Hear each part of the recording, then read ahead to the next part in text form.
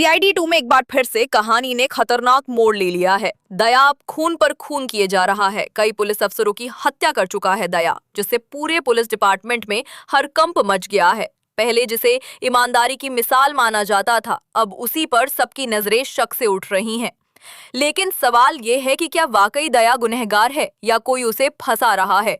दूसरी तरफ डॉक्टर श्रेया की वापसी ने सीरीज को पूरी तरह हिला कर रख दिया है। कहा जा रहा है कि दया उसके इशारे पर काम कर रहा है। श्रेया ने दया को अपने खास मकसद के लिए इस्तेमाल किया है और अब दया वही सब कर रहा है जो श्रेया चाहती है। दया अब एक गुप्त मिशन पर है जो सबको कानून के खिलाफ लग रहा है। पुलिस ऑफिसर्स की मौत और गवर्नर की हत्या की साजिश में उसका नाम सामने आ रहा है। लेकिन दया की हरकतों में एक बात साफ है, वो अब भी किसी को बचाने की कोशिश कर रहा है।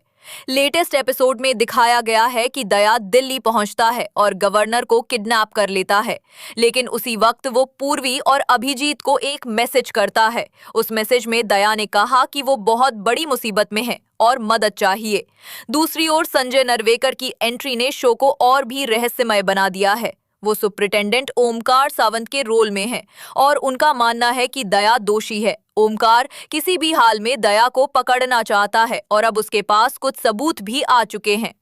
वही अभिजीत अब भी दया पर भरोसा कर रहा है और हर हाल में उसे बचाना चाहता है। पूर्वी भी यकीन नहीं कर पा रही कि दया ऐसा कर सकता है। अब सवाल उठता है कि क्या दया सच में विलेन बन चुका है या वो किसी बड़ी साजिश का हिस्सा है। क्या श्रेया वाकई दया को धोखा दे रही है या उसका मकसद कुछ और है। और सबसे बड़ा सवाल, क्या दया की जान खतरे में है। प्रोमो में दिखाया गया है कि दया को गोली लगती है और वो जमीन पर गिर जाता है।